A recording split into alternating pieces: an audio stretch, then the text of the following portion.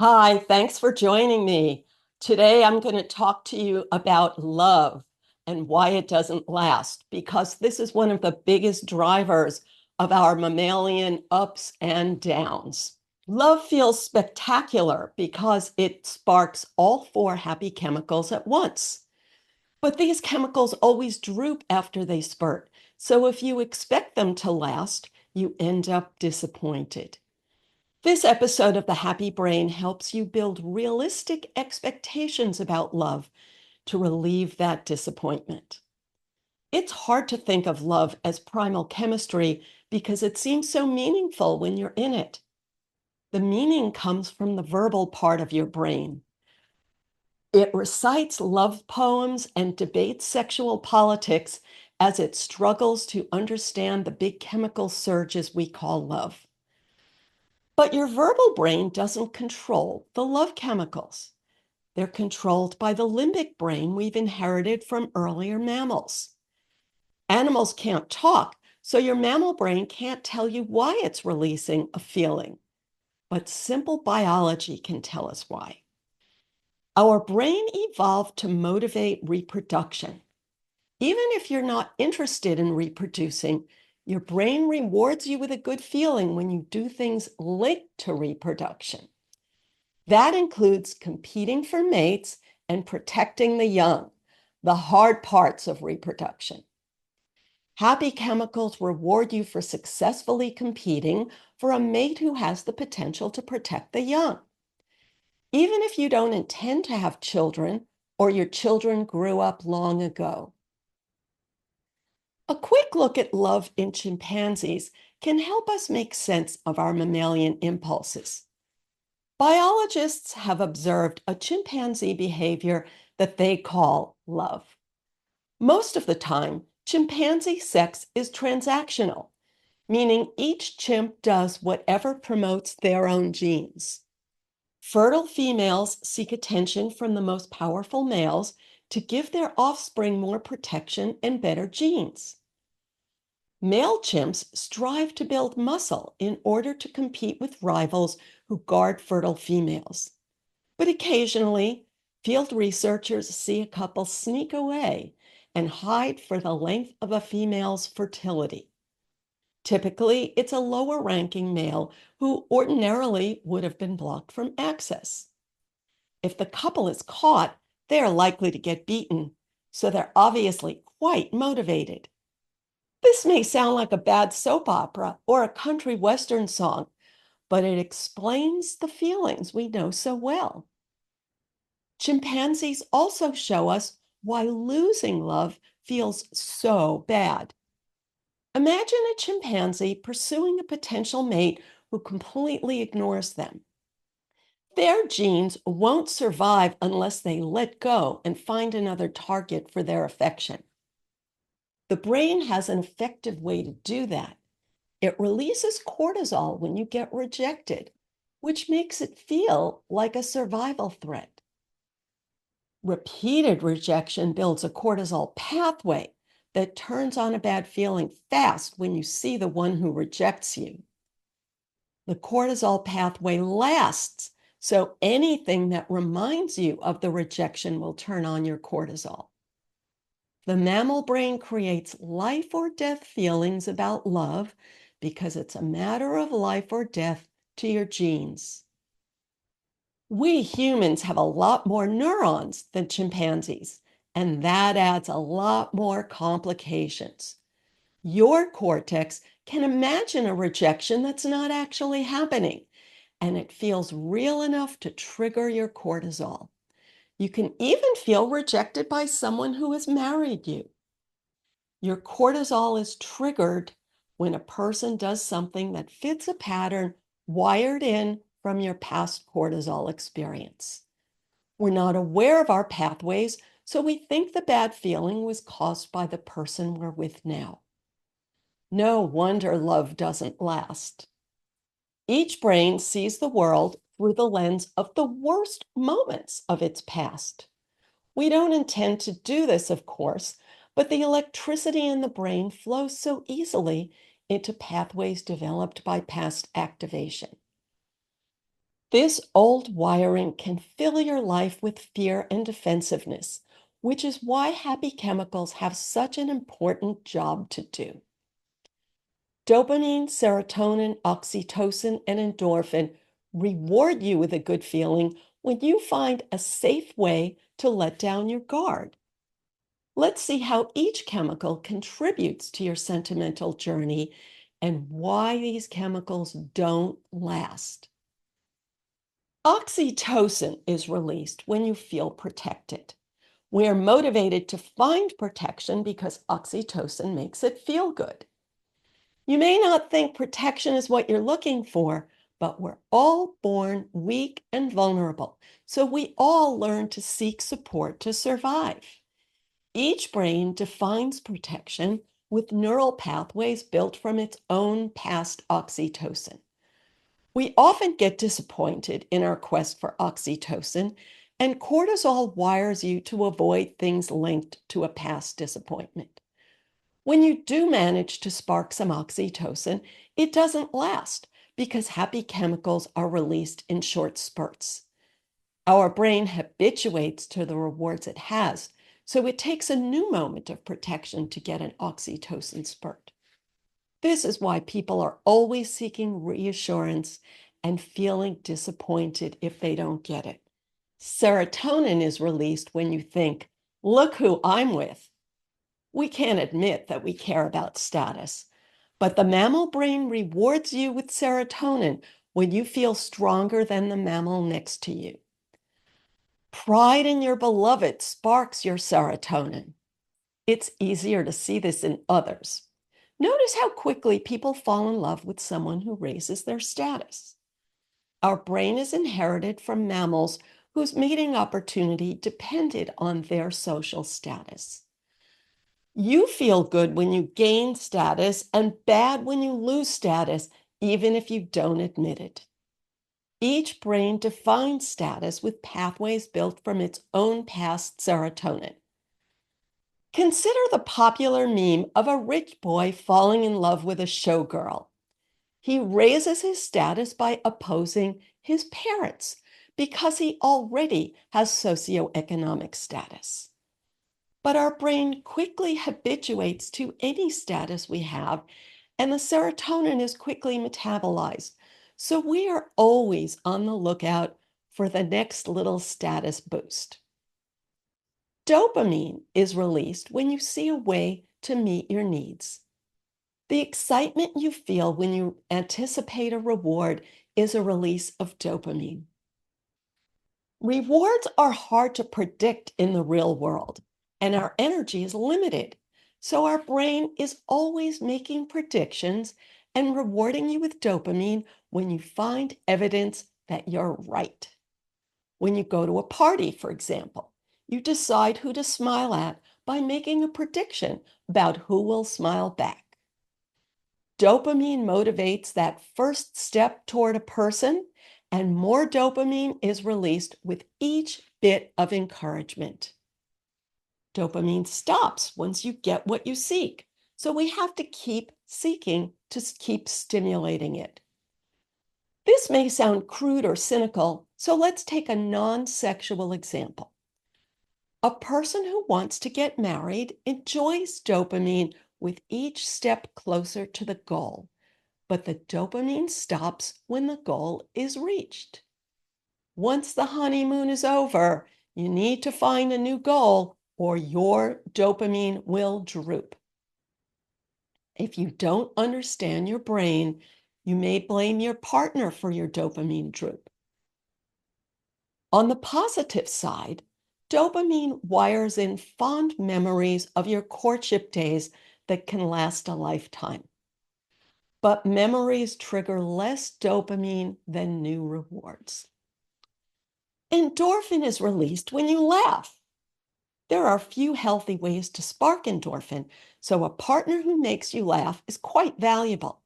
You don't know why they make you feel so good unless you understand endorphin.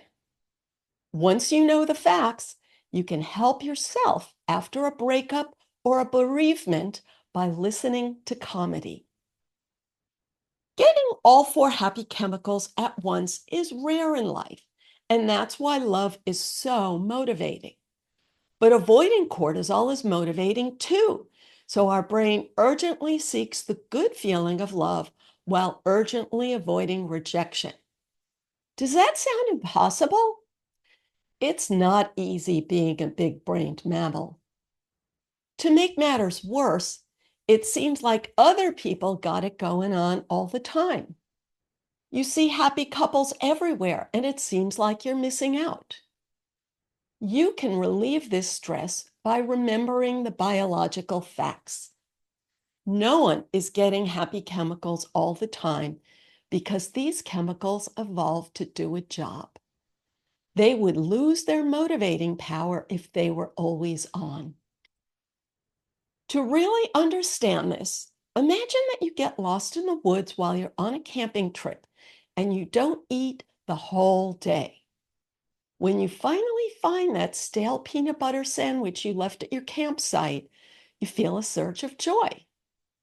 But peanut butter will not bring you joy the next day. So if you expect that, you will be disappointed. I am not saying your partner is like a stale sandwich. I'm saying that unrealistic expectations lead to cortisol. Realistic expectations can help us feel good. What is realistic? It's realistic to expect happy chemicals to turn off soon after they turn on. And it's realistic to expect your happy chemicals to be wired by your own past experience. So the formula for getting more love is simple. Stop blaming your partner for the droops in your happy chemicals and find other ways to stimulate them.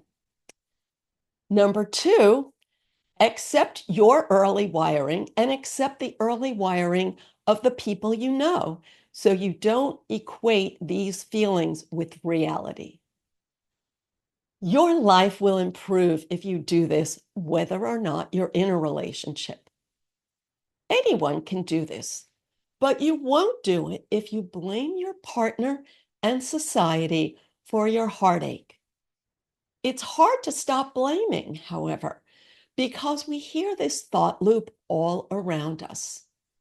This is why people end up with heartache despite their sincere urge for love. Let's look closer at the blame habit so you can disentangle yourself from it. You have surely heard that our society is the cause of romantic disappointments. You can probably list the evils of our society that have caused your relationship failures. But life before today's culture was harsher than you realize. People were expected to stay with a partner for life, whether or not they were in love. Young people were pressured to accept mates chosen by their parents, and parents looked for mates who raised their own status. When people found someone who sparked their chemicals, they could only dream of being with them. They felt sure they'd be happy forever if only that could happen. Today, you are free to choose your special someone, yet it has not made you happy forever. You are even free to try again, but that doesn't make you happy either. It's true that the movies and social media feed unrealistic expectations about love, but before modern technology, unrealistic fantasies were fed in other ways. I was touring the author's home in the UK, and the tour guide said that Jane never found love or married. I was shocked by this fact because Jane's novels are practically the template of romantic love as we know it. Jane Austen's books suggest that true love will be yours if you resist socially acceptable matches that don't spark your chemicals. The books were condemned as obscene at the time, even though they never mentioned sex or showed a bare ankle. They were said to inflame the passions of young women And that was basically true. But if Jane couldn't find love for herself, I wondered how much disappointment her books produced in others. Her story reminded me of the Hollywood screenwriters who create idealized romances while their own lives are just a string of divorces and hookups. This motivated me to find out what went wrong with Jane Austen's love life. I know that feminists would say that nothing went wrong and she just preferred being single. But after all those pages on love, I didn't believe that. Then I found the smoking gun. Jane's mother had severe status anxiety. Both of Jane's parents were the younger siblings of upper-class families where all the wealth always passed to the eldest son. Jane's father was a country parson, so he had a bit of status, but his income was so low that the family had to grow their own food and sew their own dresses.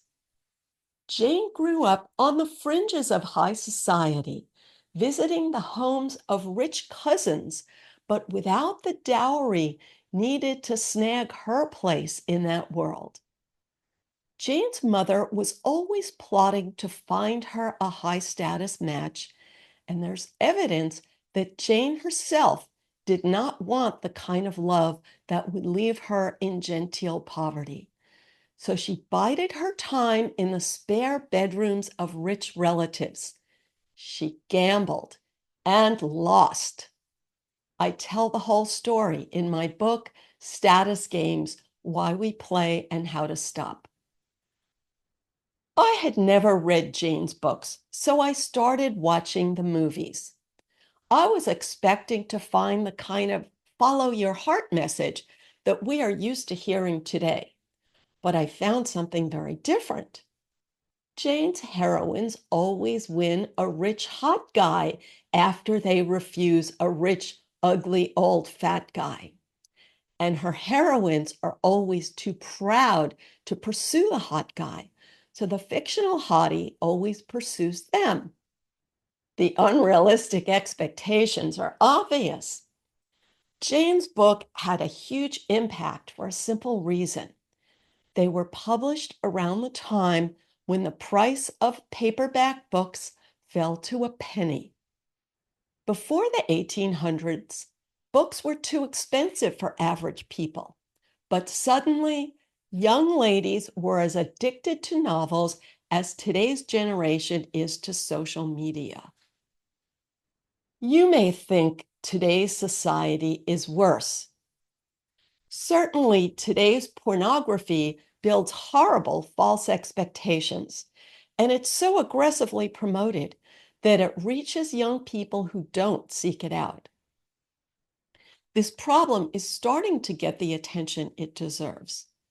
But another source of unrealistic expectations is still overlooked: therapy. If you tell a therapist that your partner is a jerk, they will validate these feelings in order to bond with you. This can build the unrealistic expectation that it's always someone else's fault and others must always validate your feelings. Therapy may train you to call others narcissists if they don't meet your expectations. This may not be the intent of the therapist, but it's often the result. Therapy teaches you that you deserve unconditional support from others. Even if you're not in therapy, our therapeutic culture tells us that we're entitled to unconditional support. You will surely be disappointed if you believe this because it's just not realistic. Infants are entitled to unconditional support.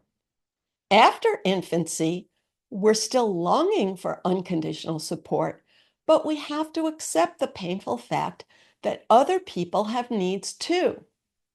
If you must have everything your way, you make it hard for others to interact with you. But the therapeutic culture makes it seem like everyone else is getting unconditional support and you are unfairly deprived. These unrealistic expectations make you feel like a powerless victim of other people's flaws instead of finding your own power over your mammalian emotions. I'm not saying you should stay with a person who abuses you, but the definition of abuse has expanded to the point where you may think you're abused when your expectations are disappointed.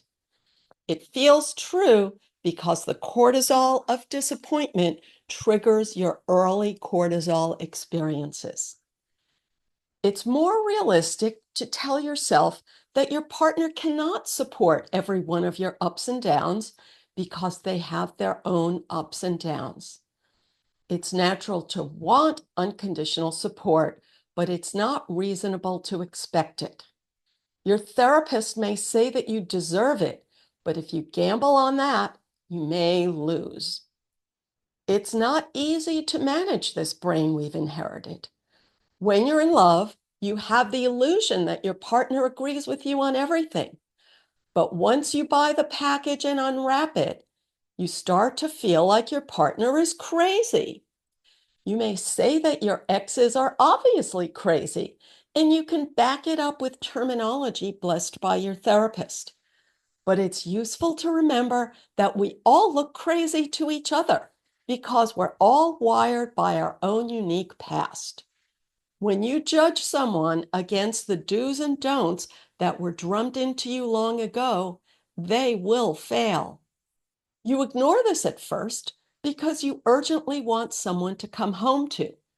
But once you have someone to come home to, you start judging them the way you were judged during your years of neuroplasticity. They may say you are the crazy one, of course. It's hard for two human beings to coexist because we're all wired by unique experience. Couplehood is a complex skill. You don't learn the skill in health class or nightclubs or dating apps. You don't learn the skill when you have unrealistic expectations. But you can build couplehood skills by taking responsibility for your own mammal brain instead of assuming that your partner caused your emotions. This may not be the romantic fantasy you were hoping for, so here are some animal stories that may lead to a happy ending. I got to watch turtles mating when I worked at the zoo. They were giant tortoises about 100 years old. And it was a big deal because zoos prevent reproduction unless they have permission from the agency that prevents inbreeding. When permission finally came, the tortoises were not interested in each other. It took a bit of experimentation to find out that separating them for 3 months did the trick. Apparently, male reptiles are motivated by smell, and this male tortoise had habituated to the smell of the female in its enclosure. The separation prepared his nose to process the all-important input. I was in France when I stumbled on the facts of life for monkeys. France has all primate zoos with fabulous lectures throughout the day. At one of these lectures, I heard that a low-ranking male baboon will never have sex. I wondered if I misunderstood, since my French was limited. So I asked the speaker afterwards, and she said, he can have sex, but he won't be a father. Il ne sera pas père. What did that mean?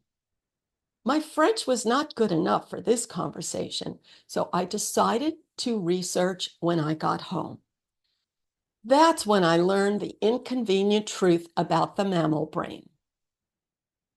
Stronger male primates try to prevent weaker males from mating, but they don't risk a fight unless the female is actively fertile.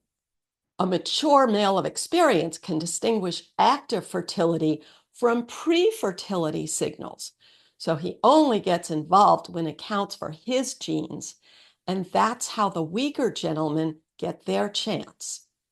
Of course, they're not aware of genes. They just do what feels good with a brain built by natural selection. My research led to the amazing fact that female chimpanzees only have sex every 5 years. That's because they nurse each newborn for 4 years, which blocks fertility. Male chimpanzees are not interested in sex unless there are fertility signals, and they spend the long waiting time campaigning to be at the top of the social hierarchy when the big moment comes. But the job is not done yet because chimp sperm is literally designed to fight another male's sperm en route to the egg. May the best sperm win. You may have heard of bonobos, the ape species claimed to be hypersexual. You may have also heard that they are female dominated. But are they happy? I discovered a few unhappy habits. Bonobos spend a lot of energy competing to mate with high status individuals. The males vie for high status females, and the females vie for the sons of high status females. In addition, female bonobos often bully the males. Any two females can overpower a male if they stick together because the males are only 10% bigger than the females, while in most species they're around 25% bigger. People who tell you that the females cooperate are not telling you the whole story.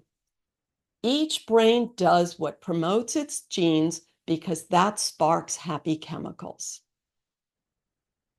Gorillas are one of the strongest of all animals, yet they are vegetarian. Why do they need all that strength if they don't hunt? They use it to fight each other over mating opportunities. We like to think peace and love are the state of nature, but the facts help us understand the craziness of our own emotions. You can dream of perfect love, but living in a dream world may leave you disappointed.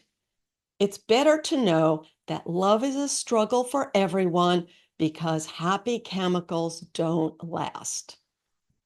Keep in touch.